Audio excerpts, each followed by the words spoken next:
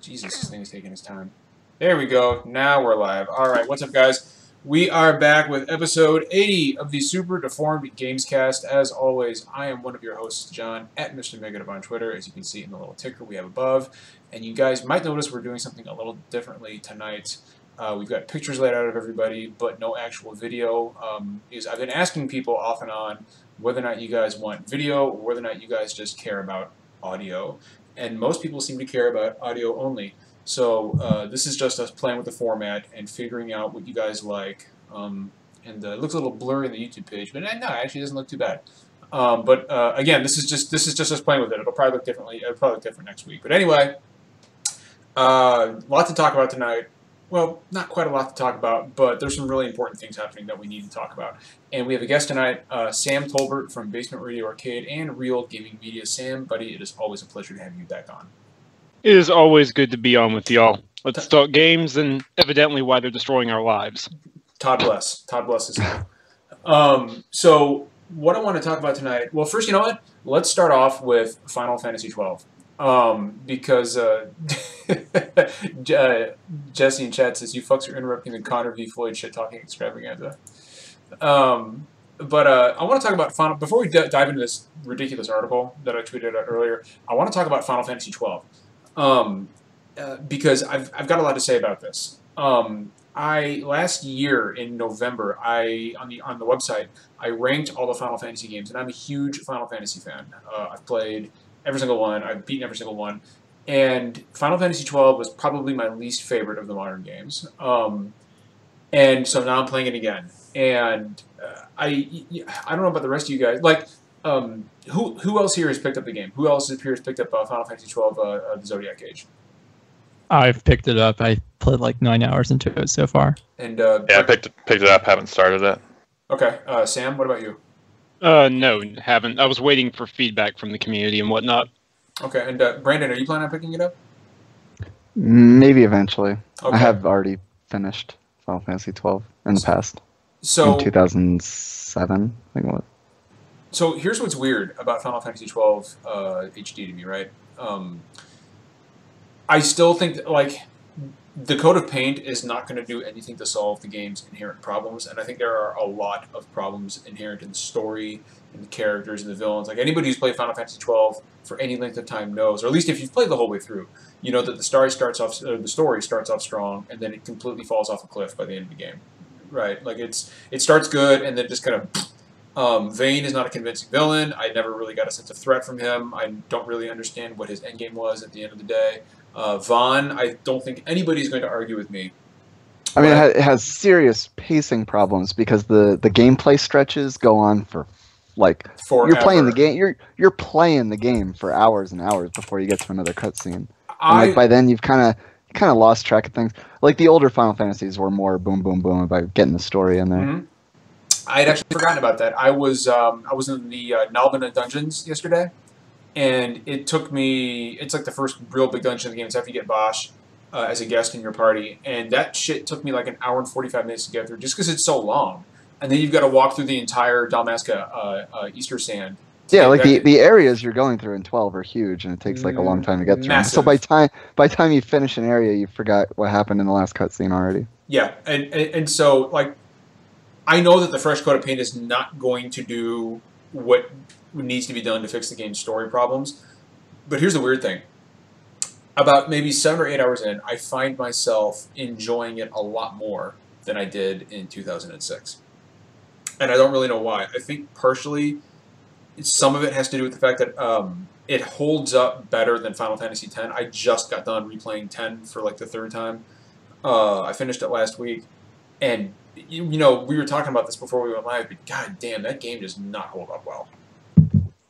What are you talking about? That game's amazing. Dude, no. So yeah. Okay, so here's the thing about 10, right? Right off the bat, why it's 2017, right? Well, like, okay, Final Fantasy X HD came out what, in 2015, I think? 14 or 15? One of those two? The PS3 version came out in 14, the PS4 version came out in 15. Okay. So why can you not skip cutscenes?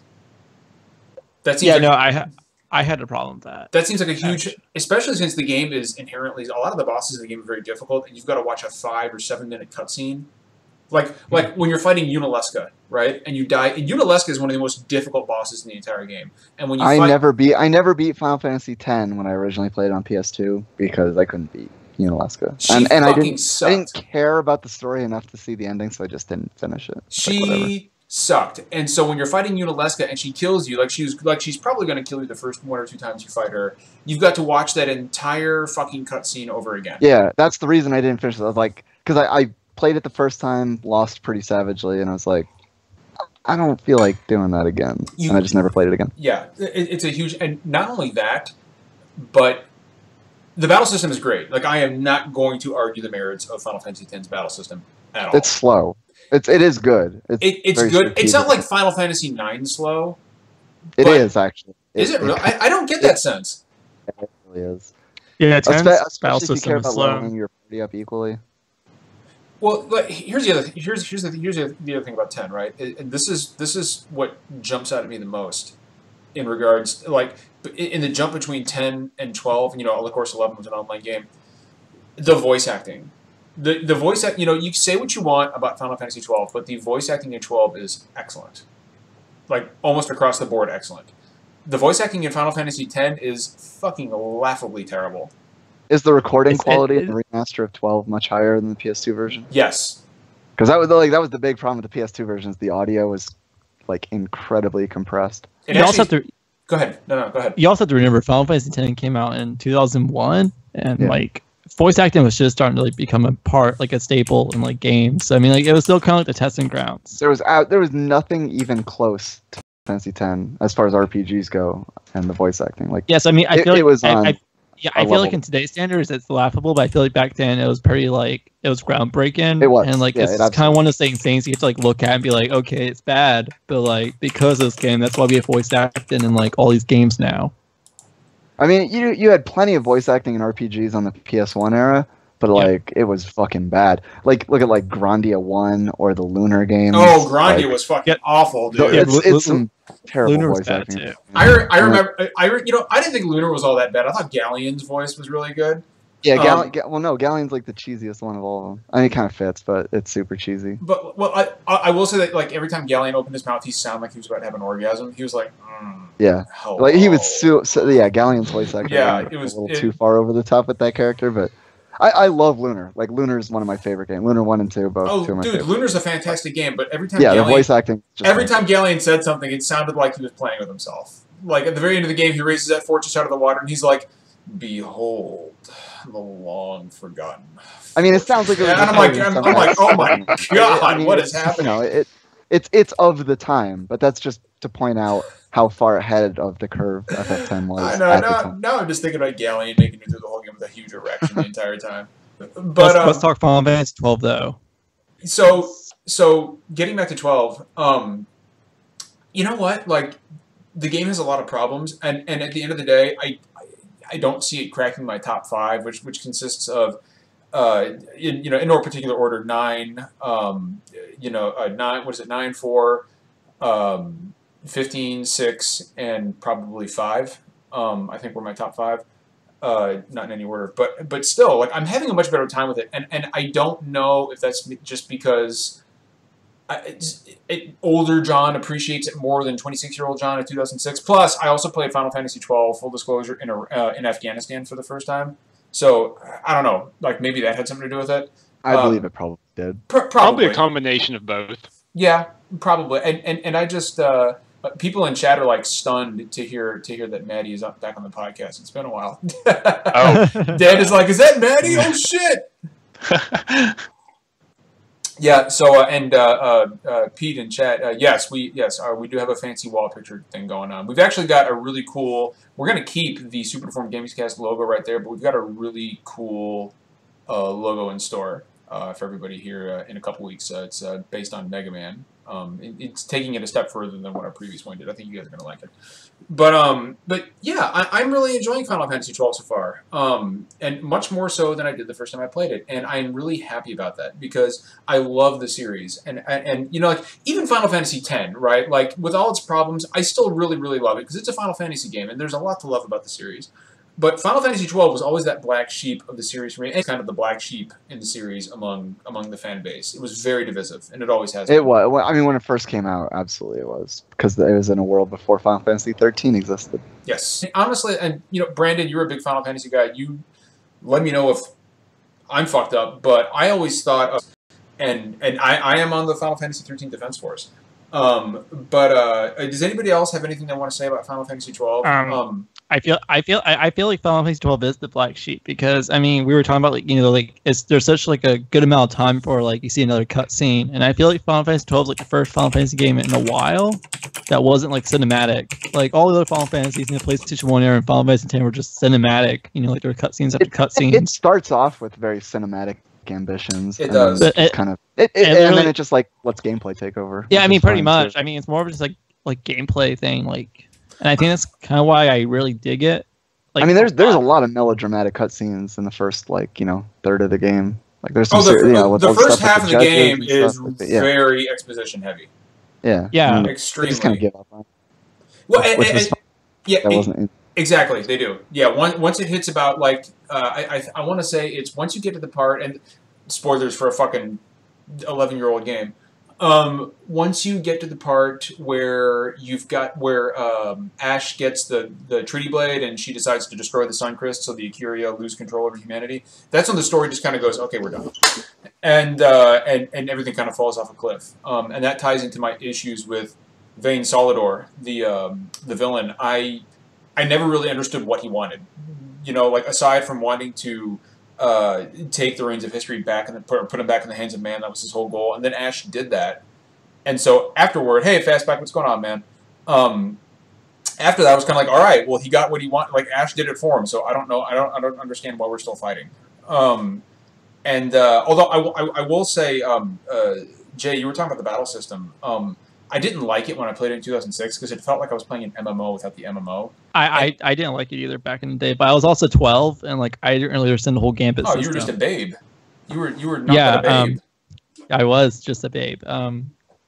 Funny story. I got to the Tombs back in the day, and I quit playing it because my cousin deleted my save because I kicked his ass in Tekken 4. So that's fucked up. So like that's like the first time I played it since then. So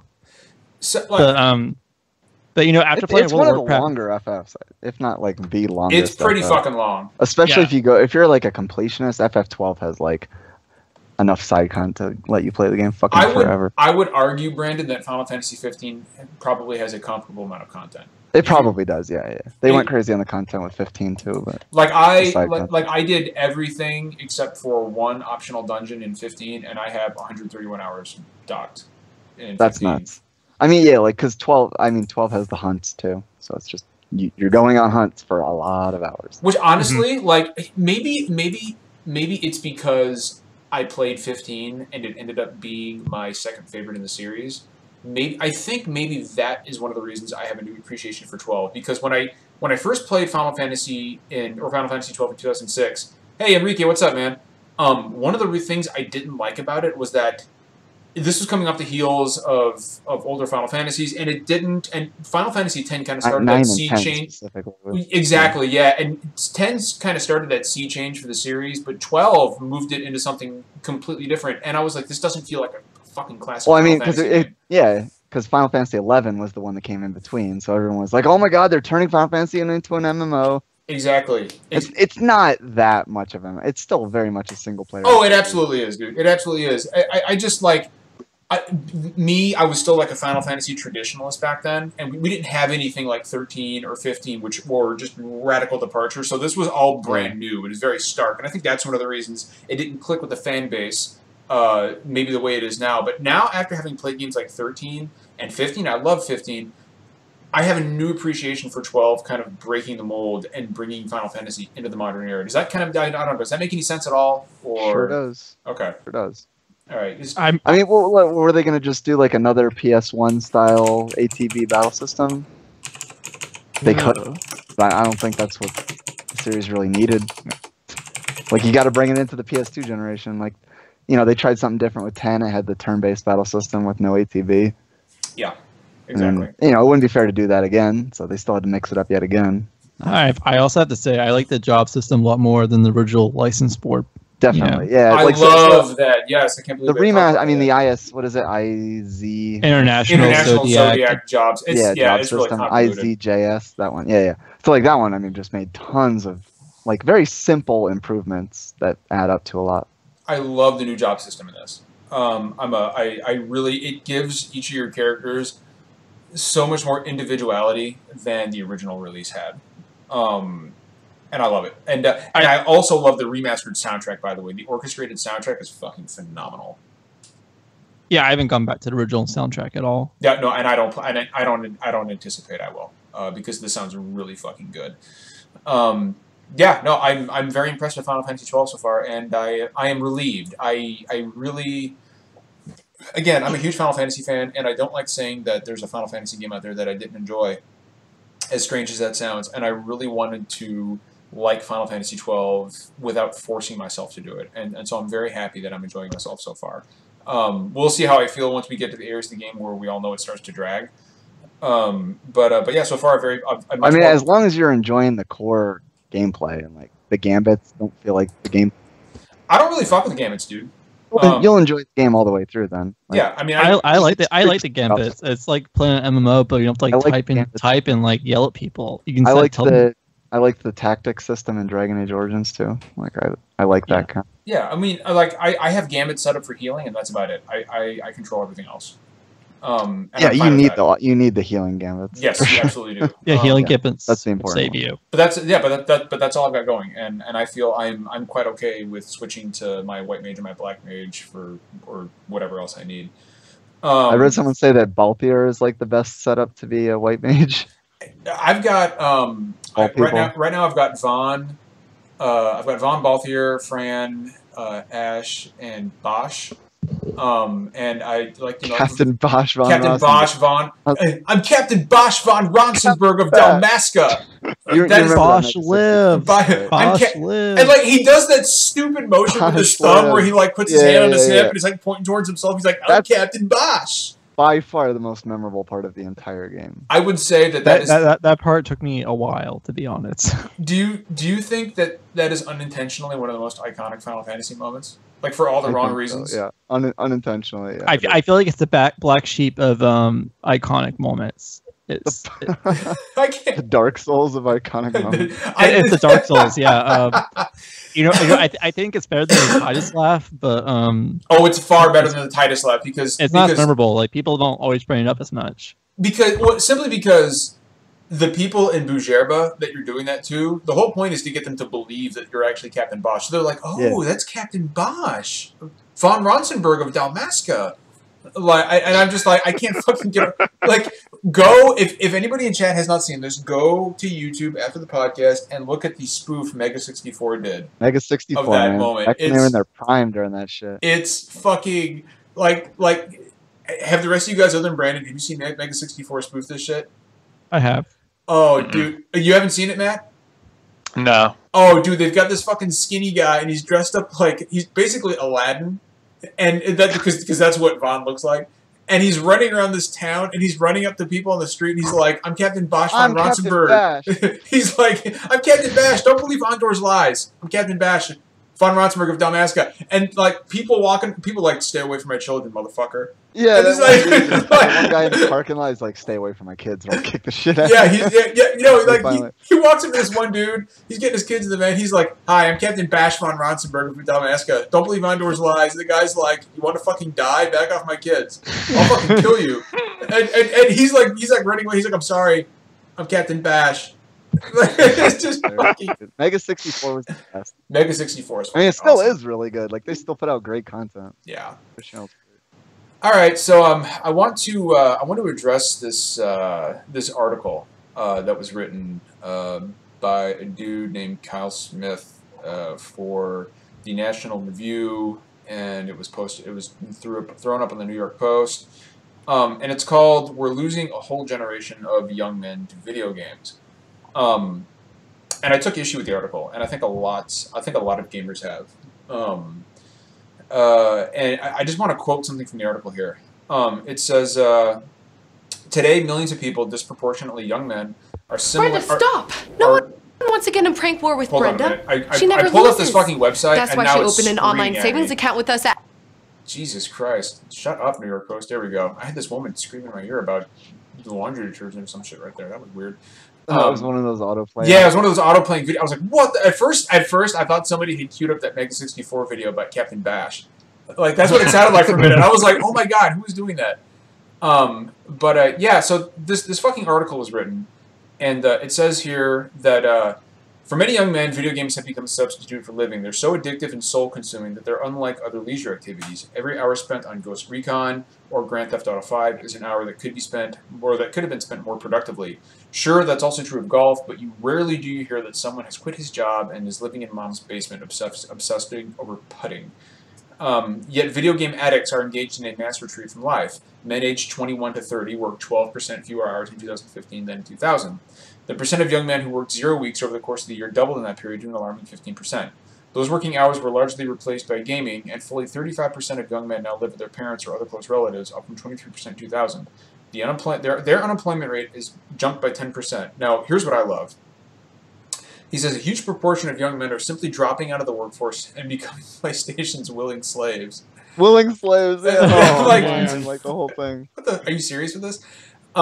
Should we dismiss all this if these men say they're happy? Heroin addicts are happy too, as long as they're high, but one long-term Heroin addicts are happy. First of all, okay, I'm all right. First of all, I don't think heroin addicts are happy. Right off the bat. I mean, well, he specifically says when they're high. Like, I guess as long as they're high. I mean, but so right off the bat, we're comparing video games with heroin addiction. So it says consider what the future holds. This is relevant for Sam right here. Consider what the future holds for young men whose 20s get sucked into the maw of the Xbox. I mean, it's already happened. So. Sam, are you in fact caught in the maw of the Xbox? I've been exposed. In the maw of the Xbox. The terminology. This has been my darkest secret all this time. I've infiltrated your ranks, but yes, it's true. I am in the maw. So, hey, John, I hate to interrupt, but Torpdeo wants us to call him in. Okay, I was waiting for him to say something. Yeah, I'll get him in. Cool. Yeah, I'm working on it right now. While my slow-ass computer is... Tell him... Okay, shoot him a DM and tell him that... Slide into his it DM. says he's away. So, I mean, I'll try calling him, but it says he's away. It goes on, it says, maybe they'll turn down work or maybe they'll turn down work and pick up the gaming remote. And right there, by the way, if you refer to a controller as a gaming remote, you have lost all gaming remote. Yeah. So like, I'm sorry, I don't believe you've ever actually played a video game if you're referring to a gaming remote. I call my controller my game remote all the time. I call it my portal to another world. But maybe they'll drift toward their 40s without ever really launching. And then it says, and listen to this. This is my favorite part. It says, women don't usually go for men who are less successful than they are, which is fucking bullshit. So gaming is going to cause a surge. Gaming is going to cause a surge in dissatisfaction among members of both sexes. Unemployed or underemployed men residing at Casa de la Mama, whose major life skills involves pretend shoot-em-ups, are not going to impress many ladies. Okay, so okay, all right, okay. Let's break this. All right, well, let's start here and let's break this down. Okay, so I actually looked at some of the facts, right? I actually pulled up some statistics. So I don't think anybody and people our pals in chat, please, everybody, discuss this, ask questions. We want you guys to get involved. Matt, are you with us? Finneman, are you there? I see your picture there. I am here. Okay, there you are. I was trying to figure out why I couldn't get my sound to work. That's fine. I figured it out. So, let's look at Japan, the fatherland, so to speak, of video games. Now, I would argue that video games are more entrenched into Japanese culture than they are here. Still, I mean, games are huge here. Fair assessment.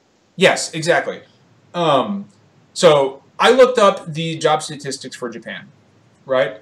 As of March 2017, Japan's job availability is at its best level in 4 decades amid a labor shortage. For every job-seeking individual in Japan, according to the stats, there are 2 positions available. And if you want to break it down even more, the ratio of job offers to job seekers came to 1.48 in April from 1.45 in March, the best level since February 1974. That's according to the Japanese Health, Labor, and Welfare Ministry. That means that 148 positions were available for every 100 people looking for work. The unemployment rate in April was 2.8. 2.8 in Japan. That's fucking insane. That is a crazy low unemployment rate, right? And recent data showed that the Japanese economy registered its 5th straight quarter of expansion in the first 3 months of 2017, the longest growth streak since 2006. Okay, so I love the amount of research you have put into this. Yeah, really. Like this article really bugged me. It really bugged me, and I'll tell you why. Because it does no research itself. There's no it's an opinion piece that gamers are dirty basement dwellers. That's really the only thing that it is. Really, what it boils down to is that it completely eschews scientific validity or any sort of research. I mean, it cites some studies, but even the studies themselves, if you look at these studies, they don't say that these individuals are jobless. They say that these individuals in the United States are working less. They're working fewer hours. But look at what I just rattled off some incredible statistics for Japan, right? Mm-hmm. And the highest level of job availability in 4 decades, right? And you can also make the same argument, and you can use the exact same argument, by the way, whenever somebody says, "Oh, well, violent video games are fucking destroying our youth and they're causing mass murders." Well, look at Japan. When was the last mass shooting in Japan?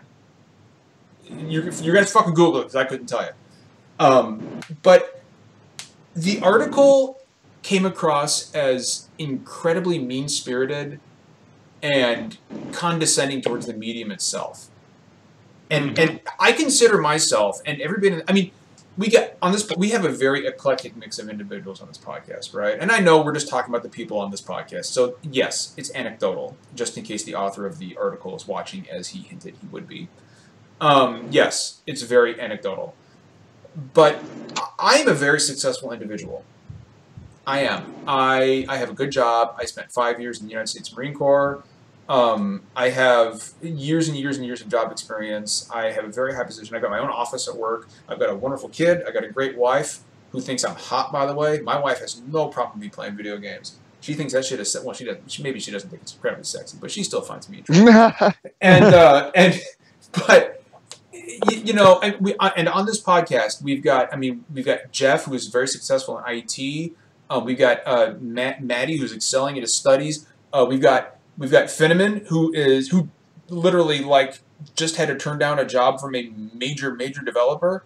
And so JT is a fucking geologist, and we've got students, we got career professionals, we got former military, and we all enjoy our games. And another thing the article did that I found odd is that it kept referring to men, mm-hmm. when in reality, the statistics are very clear on the delineation of men and women in gaming. 48% of gamers are in fact female.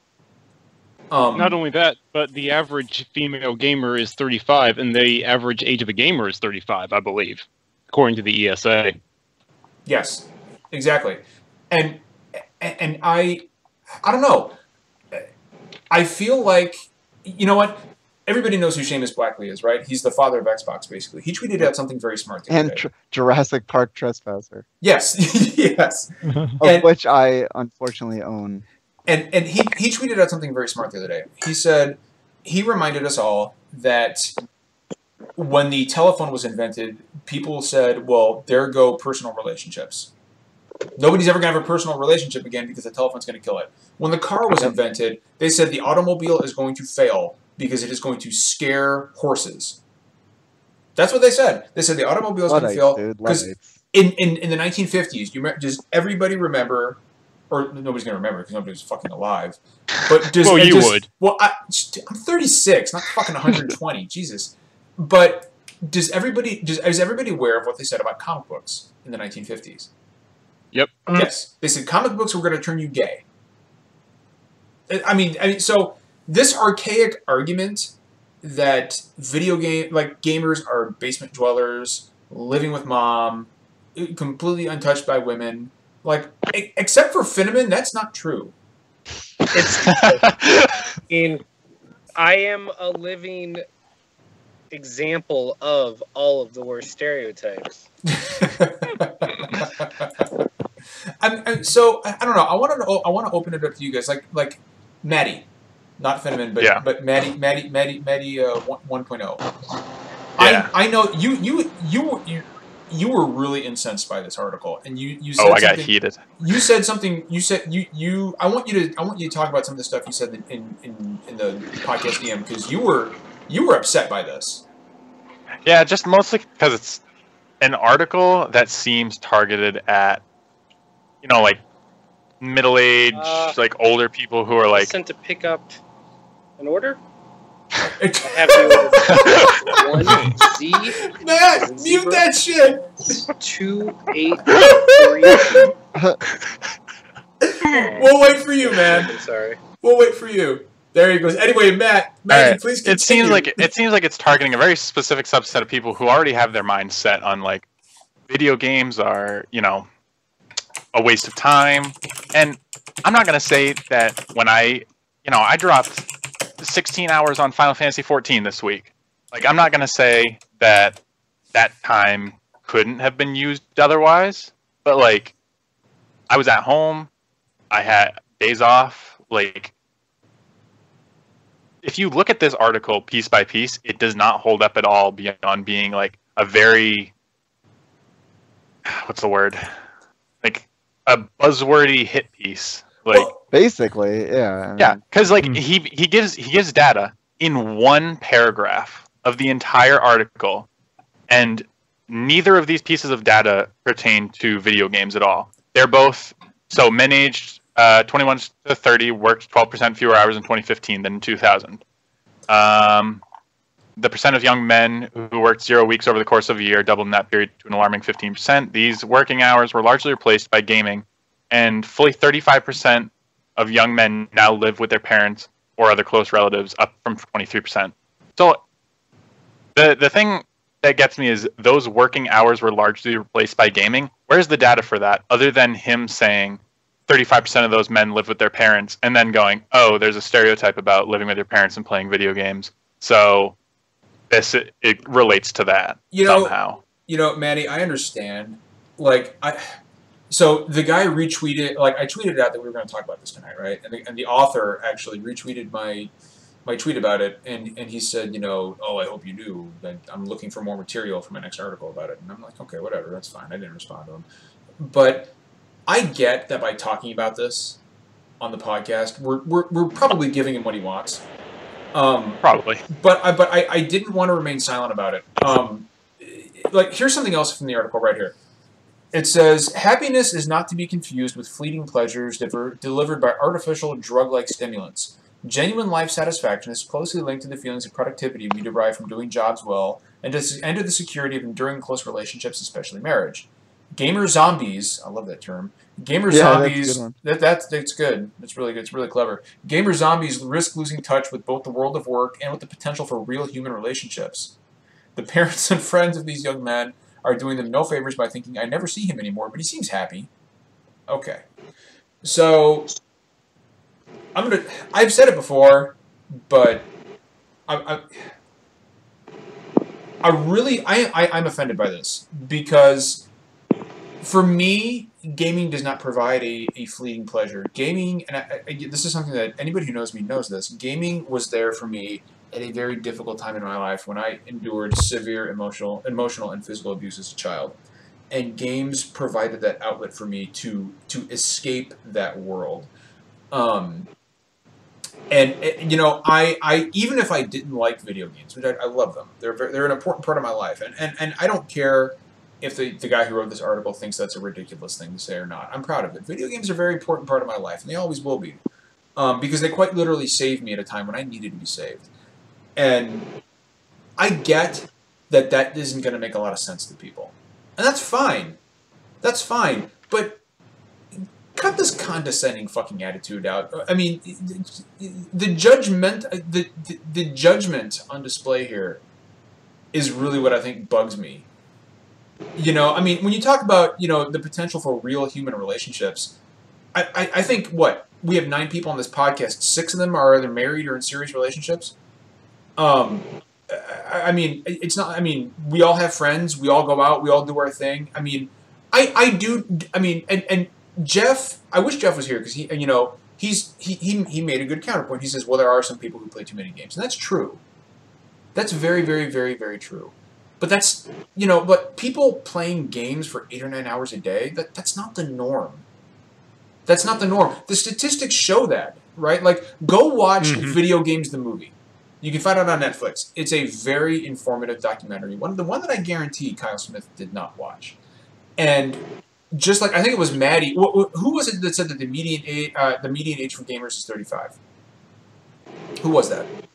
That was me. That was you. It was in the ESA's 2016 report. That was you. Okay, so I actually know the median age for gamers is between 30 and 35. Yes, and out of every household that owns a console, 80% own 2 consoles. There are 48% of gamers are females, and video games themselves bring in more revenue on an annual basis. Now, I'm talking revenue, more revenue on an annual basis than books, films, or music. It is the highest grossing form of entertainment media, period. So this archaic idea that gamers are just individuals who sit in their mom's basement. I mean, did you guys see, what makes this even more fucking ridiculous to me is reading this article 2 days after that Switch ad was, that very brilliant, by the way, Switch ad was released, and it's got all the, I can't remember what sports team it was, but they're all playing the Mario Kart on their own fucking Switches on the airplane and in the hotel rooms. Austin Creed, anybody who knows Austin Creed or watches WWE wrestling, I don't, but I know who fucking Austin Creed is. He has a gaming channel that is much more popular than ours, and he's a huge gamer. He's got a fucking Triforce tattoo on his arm. Fucking Frank Underwood in House of Cards loves his Vita. He loves his Vita, and he plays it every time he's in the fucking. So. Wait, what games does he have? He's got like Monument Valley. All of them. Yeah, he's got all of them. Yeah. So, look, video games are here to stay. They're not going anywhere, and they're not hurting anybody. They're actually quite good for people. I mean, too much of a good thing is too much of any good thing is bad, right? Like you can have too much of anything. Well, maybe some people would argue that you couldn't.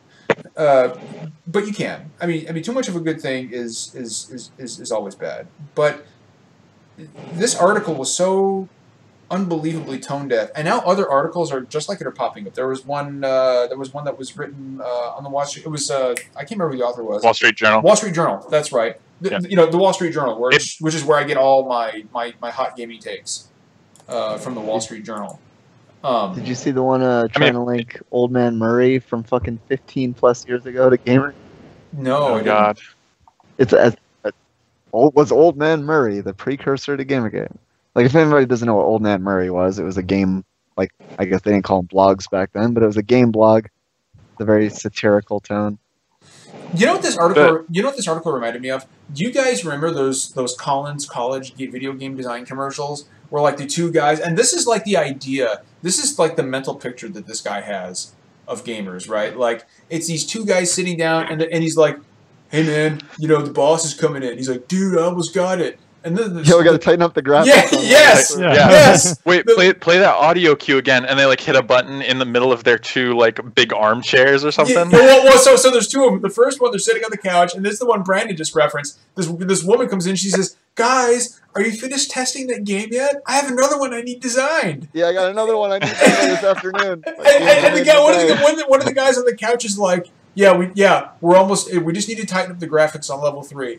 And she's like, great. And she leaves the room. And then she leaves. Yeah, she's like, great. And then they look at each other and they're like, I can't believe we. I can't believe we get paid to make. I know, dude. Classic commercial. And to think, my mom said I'd never get anywhere with these games. Yeah, yes. And then there was the one that you're talking about with the armchair. It's these two guys in the armchair, and they're holding Xbox controllers because we all know that to fucking design games, you need a fucking controller, right? Like you're making the game with your fucking controller. And he's like, so which way do you think this guy should move? I think he should move this way, and make sure that sound we used in level 3 fits right here. And he's like, you mean this one? And he hits the button, and it's like, boop, and he's like, yeah. And then they sit there and they bullshit. You know, they're like, it's really awesome to be able to create the kind of games we love to play. I can't believe we get paid doing this. And I'm like, Jesus Christ.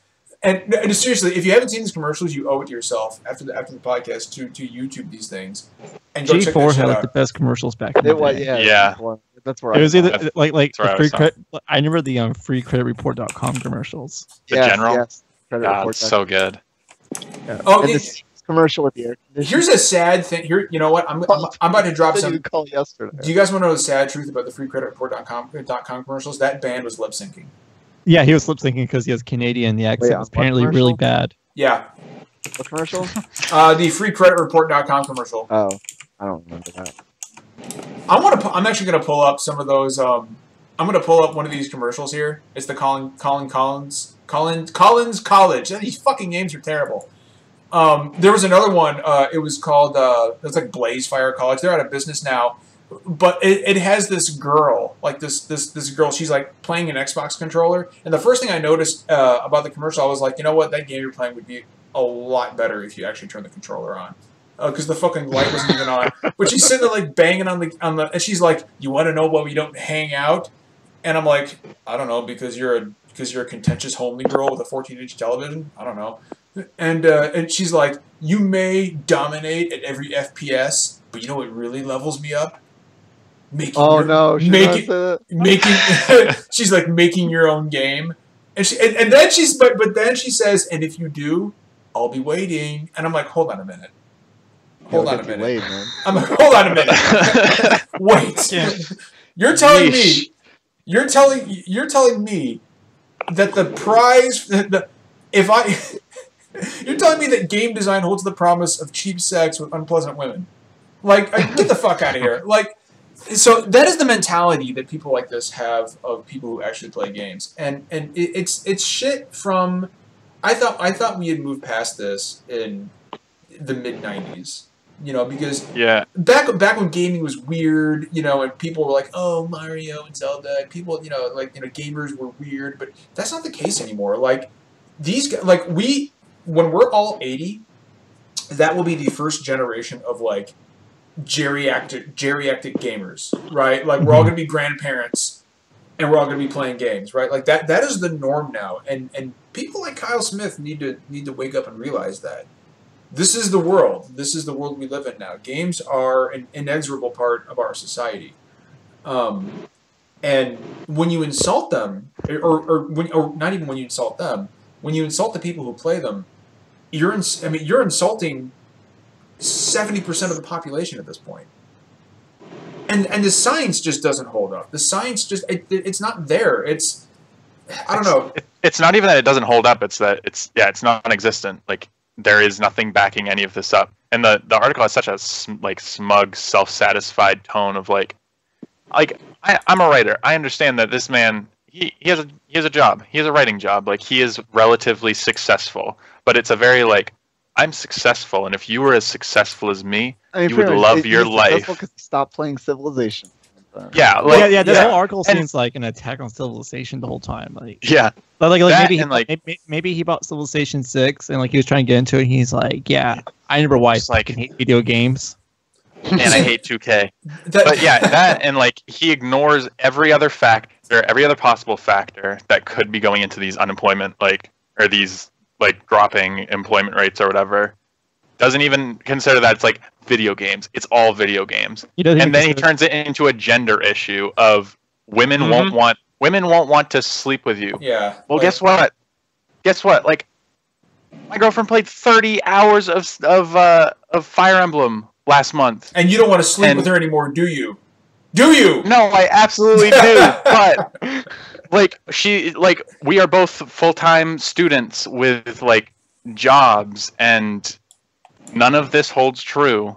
And none of the people I know who play video games, none of this holds true to them. So like this seems built on just stereotypes straight out of the 90s. Well, like, can I just mention something about the article? Please, yes. The picture that he like includes with the article is just a screenshot of Nine from Stranger Things, who's not a male, it's a female. That's fucking fantastic. I didn't even notice that. That is awesome. Yep, it sure is, dude.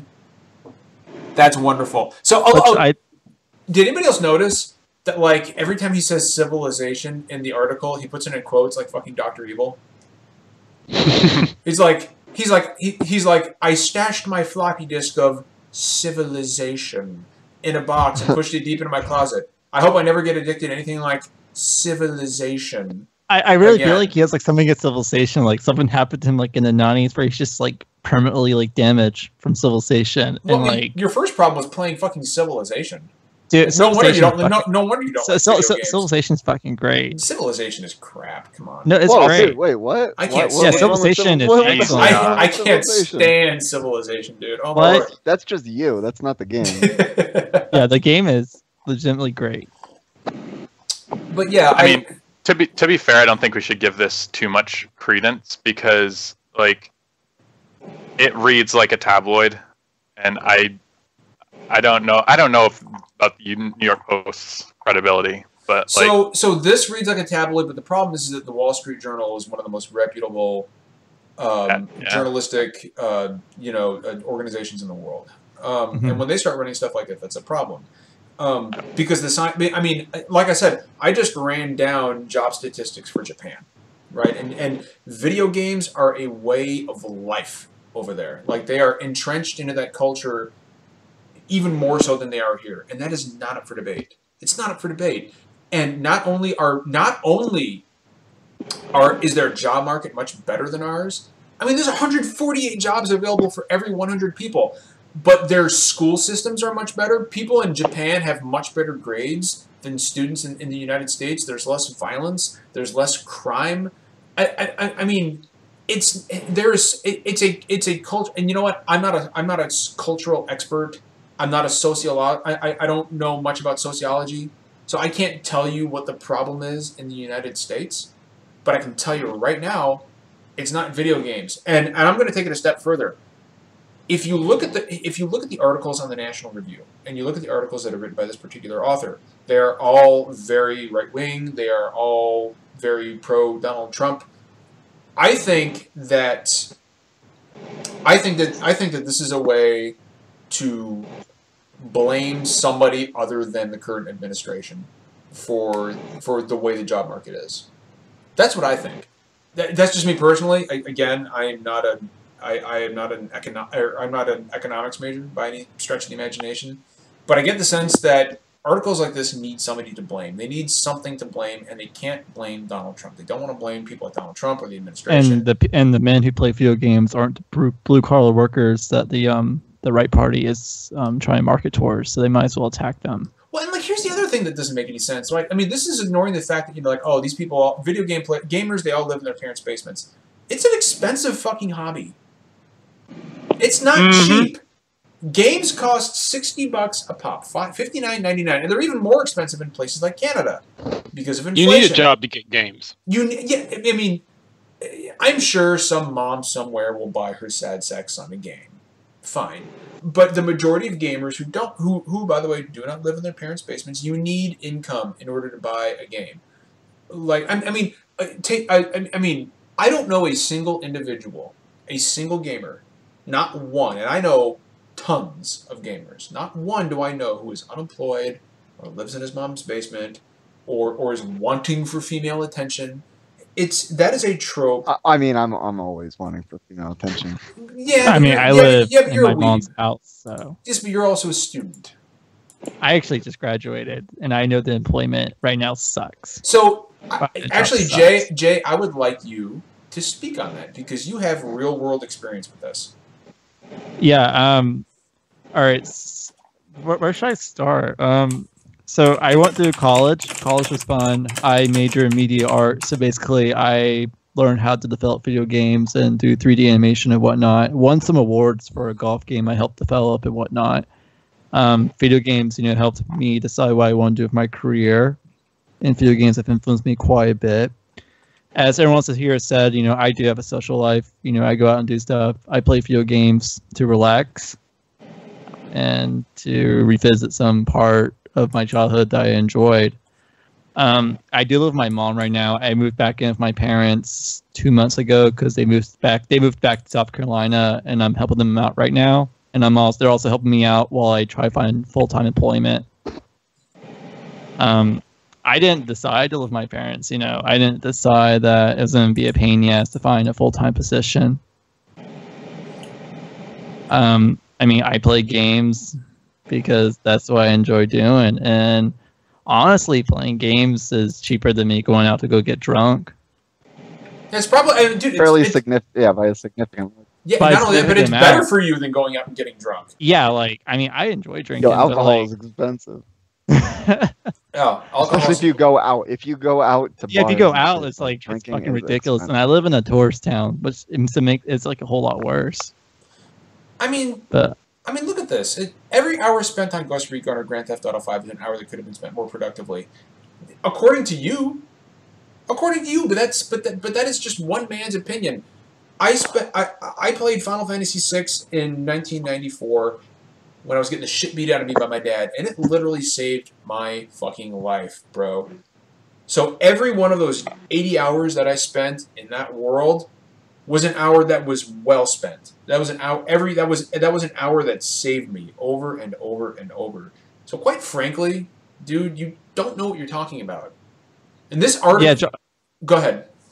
To me, playing video games, growing up, it was an escape for me. I got bullied a lot because I couldn't really talk because I have this thing called apraxia. So I was in a lot of speech therapy growing up. So I didn't really have a lot of friends. So video games was my way for me to actually relax and not have to worry about anything. I made really good grades. And as I said before, I went to college. I've had a job.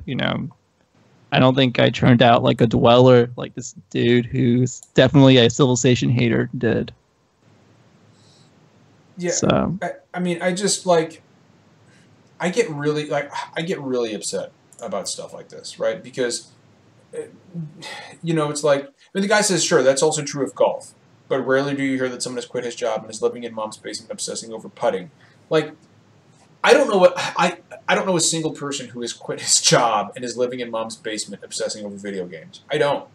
No. I don't. That is one of the most tired fucking tropes I have ever heard of. Well, and even if you do hear stuff like that, normal gamers like us look at them and they're like, "Wow, that's pretty dumb." Yes, it's terrible. Exactly. I am sure that that those people exist, right? I have no doubt that those people are out there and they are jobless and they're living in their mom's basement. But in most cases, that's just like Jay said, that's not their fault. That's not their fault. If there's no fucking jobs, what else are you supposed to do? Correlation does not equal causation. Yes. The reality is the housing market sucks and the job market sucks, and that's even if you have a college degree or some sort of formal training. Yeah, exactly. Yes, and I think that's the big problem is that this article is conflating causation with correlation, right? And of course, causation happens when causation is one thing being the result of another thing, and correlation is two things happening at the exact same time. And that's what this article gets wrong. There is no science to show that video games are responsible for men quitting their jobs and staying at home. I play video games more than almost anybody I know. I play games every single day, except on Thursdays. I'm here with you guys. But aside from Thursdays, I play games every day. and I am incredibly successful, and I have a very satisfying home life. I'm sure this guy probably doesn't believe that, and that's fine. But this is a really troubling line of thought or train of thought for me. And when websites like the Wall Street Journal start writing stuff like this, that's a problem, because unlike the New York Post, these individuals are very reputable. And you know what? Jesse in chat makes a really good point. He says, "Who cares if you're not being productive? I'm not a piece of equipment. I deserve time to relax and just enjoy myself." That's a really good point, Jesse.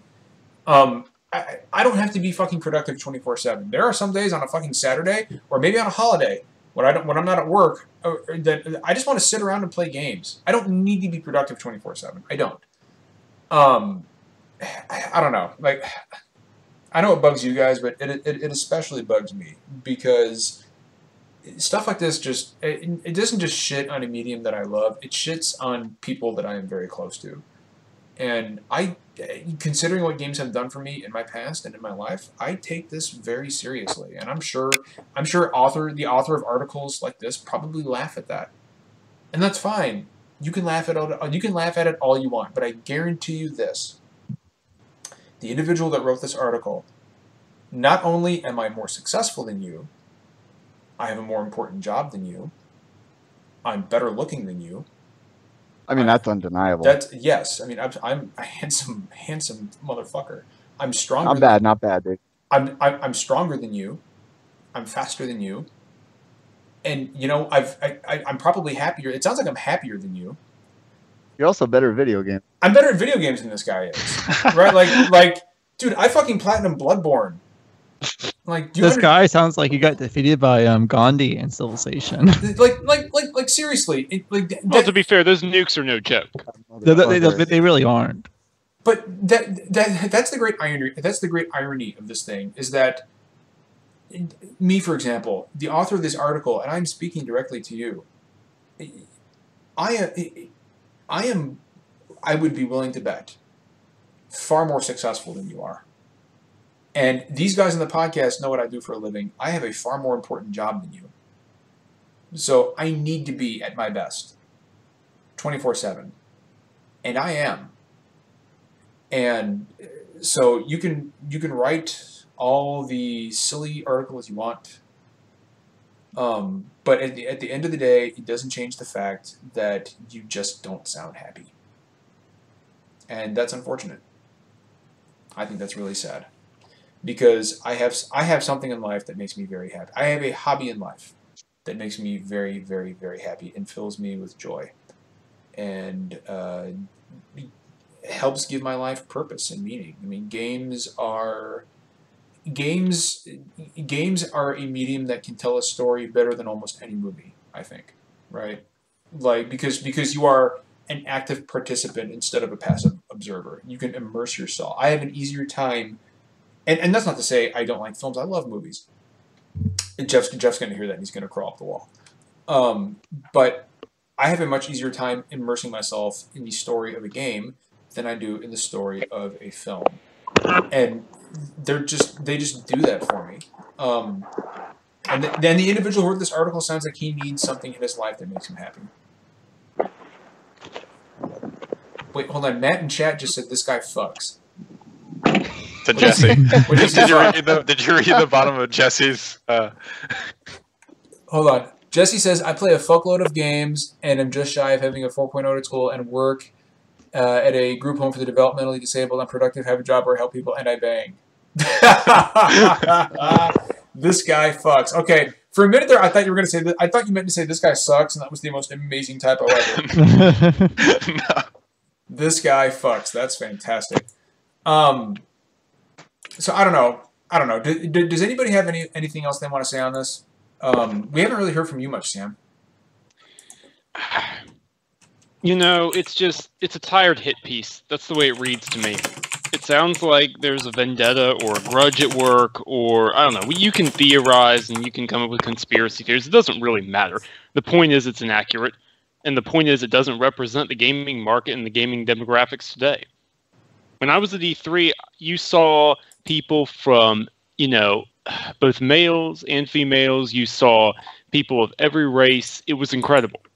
Because you know what we all had in common? We just wanted to play games. We just wanted to see what was going on there. And seeing things like this, it frustrates me. It really does. That's the other thing about games. Is like they help us leave behind issues of race and creed and ideology, and they bring people together. Well, I say that, like, get on Xbox Live or PlayStation Network and you'll be called all kinds of crazy shit. But playing with face to face, yeah, like playing with your friends online is, I can reach out and connect with any one of you guys anytime I want, and I don't have to be in the same room. And that's something that is something that nothing else can do, and it's different. Well, John, if I may. Oh, look, there he is. Look at you. I hope your egg foo young was really good. My what? We could hear you ordering your food. No, I was swinging by UPS to pick up our last shipment. Oh, okay. I thought you were ordering food, dude. I was like, what are you doing? No. So I was what you were listening. I realized that I hadn't turned the mic off. I was like, oh, damn. I was reading out the tracking number to pick it up. Anyway, to build off what you said, the fact that I'm right now in Vegas to help run EVO, which is a giant international event of people coming together to celebrate video games and their skill at it. And it's a giant networking thing. It's not just about playing games. It's where these people meet up in person and forge these friendships. And it's gotten to the point where this is going to be live on ESPN. Like, you can't pretend that games have not changed the game literally now. It's silly. And it's why this article is just so disingenuous from the get-go. But the fact that I am here at this event that celebrates everything he claims doesn't exist, I don't even know what to tell that guy. Right now, and watch how you're wrong. Right now we live in a world where there's genocide in Syria, where there's genocide in Afghanistan. Iraq is completely fallen apart. You got North Korea rattling its saber and threatening to reduce the western coast to a pile of ash. You've got Donald Trump just writing the fucking American values into the ground. You've got problems of race and creed here in the United States. You've got more people are dying in Chicago than are dying in Iraq on a daily basis, and there's a lot of problems in the world right now. And you know what? You know where there aren't a lot of problems? In fucking Journey. I can go play Journey. I can go play Journey right now and escape all of that. There's no problems in Journey. In many ways, video games are better than the real fucking world. And I'm sure that people will hear me say that and say, "Oh, he's leaving the real world behind for video games." There's your quote right there. But that's just the reality of the situation. They are an escape, and they're a welcome escape because the world is a really horrible fucking place. It really, really is. And video games are a way to forget that, to put that aside for a few hours and not worry about it. You can always come back to the world later. I feel like we're probably long in the tooth on this one. Does anybody else have anything to say about this article before we drop it?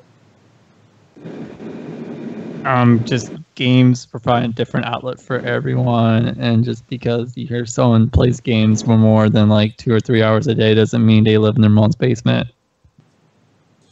Yeah. Oh, just people play games for different reasons. Some people play it because they want to experience something. Some people play games so they can zone out for 30 minutes.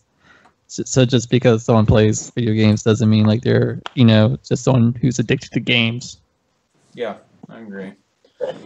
I do want to point out something that Jesse said in chat. He said, "Funny thing is, gaming has weird issues with sexism and racism, and this guy didn't bother to tackle that. Strange priorities." It's a good point. You're right. Actually, I didn't think about that. That's a really good fucking point. Like, gaming is not perfect, and there are definitely problems with sexism and racism within gaming, and this guy chose to focus on some nebulous jobs shit that doesn't even really exist. Whatever. And And like like Torpdeo was saying, like at Evo, like people are getting together not because of the games, but because of the communities. And I feel like we're living like in the best time to play video games right now. It's not only about the games, but like, I mean, besides this article, I feel like video games have been viewed more positively than they have ever. So for this to come out of the blue, it's just the guy just seems like stuffing up his like britches. I don't know. I agree 100%. All right, we will. That was a really good discussion. I'm glad we talked about that. I was debating on whether or not we should bring it up, but I felt like it was important because it's not an issue that we tackle here on the podcast normally, and I wanted to kind of broaden our scope a little bit. And I hope the author of that article hinted that he was going to listen tonight, and I hope he did. Hey, Kyle Smith, if you're listening, I'll play you in a match at Civilization sometime. I mean, I had debated actually having him on the podcast to debate this, but he did not come across as the kind of individual reading some of his past articles that I would want on the podcast. Mm-hmm. He came off as incredibly hostile and a few other things, so I decided not to even extend the invitation. But anyway, we'll go ahead and end it here just because it's been a slow week and there's not much else to talk about. I'm glad we were able to fill as much time as we did talking about that. I do want to throw out a few notes for next week. Next week we got a really awesome episode. We have two very cool guests, both of them making returns to the program. The first one is Quentin Cobb, formerly of Naughty Dog, and he is now one of the devs at working on H1Z1. He's going to be on next Thursday at the very same time as our friend Mike Huber from Easy Allies. Mike is going to be back for this is his third time on the podcast. He must love us or something. He must like us. But Mike Huber is going to be on that very same show next week. We are really looking forward to that. It's going to be a lot of fun. Yep, everybody, do me a favor, guys. Everybody in chat right now and everybody listening to the podcast who isn't in chat, get on Twitter. Please tweet out the fact that we are going to have both Quentin Cobb and Mike Huber from Easy Allies on the podcast next Thursday. We would greatly appreciate that. We're trying to get the word out. And we're very, very excited about that. That's going to be a great fucking podcast. And most of our normal cast is going to be on next week. Steve should be making his return, his glorious return to the podcast. His computer like literally fucking fried. And he's been trying to scrape together to buy a new one, but he should be back next week. It's been a long time coming for Steve. We miss him. And Maddie, it's been a long time for you, man. I'm glad you were able to come back. Yeah, I'll probably be here next week too. There's like a 99% chance I'll be here. If you're not here, I'm going to be really upset. I'm just kidding. I'm not I know. I'm just kidding. I'd be very upset with myself missing those two. Dude, that's going to be a pretty amazing fucking podcast. I'm not even gonna lie.